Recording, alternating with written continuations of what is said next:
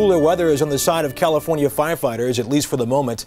24 major fires and hundreds of smaller ones are burning across the state tonight, forcing thousands of people from their homes. Officials are warning that the emergency is far from over and the bill for the firefight remains to be paid. Sandra Hughes has the latest. Cooler temperatures and calmer winds are answered prayer for firefighters on the front lines after 4 grueling days of battling an 8,500-acre blaze just north of Santa Barbara. Mandatory evacuations were lifted, but 3,200 homes are still threatened from the so-called Gap Fire. Charlotte Alton, who was allowed back home, was cleaning away ash, but not letting down her guard. I still have things packed, yes, just in case, pictures and papers mostly. In Northern California, the fire raging near the tourist community of Big Sur is now 11% contained, and some 1,800 buildings are threatened, including businesses that usually have their busiest time over the July 4th weekend. None of us here have any expectation of being heroes in this situation.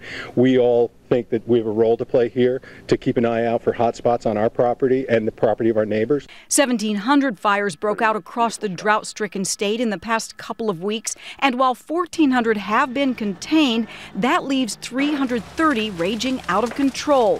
Federal, state, and local fire crews have been called in, but they are stretched way too thin.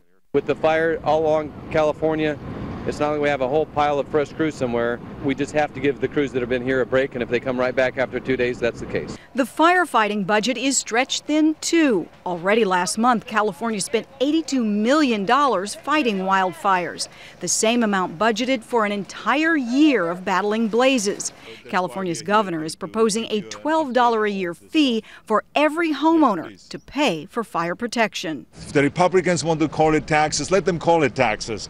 If the Democrats want to call it fee, let them call it fee. I don't care what they call it. What is important is that we have additional revenues and additional money so that we can go and help our firefighters. That's what's important. For now, firefighters continue to try to contain the flames by setting backfires. One homeowner was arrested after setting his own backfire. And while officials believe the Gap Fire north of Santa Barbara may have been started by people, they are not calling it an arson fire yet.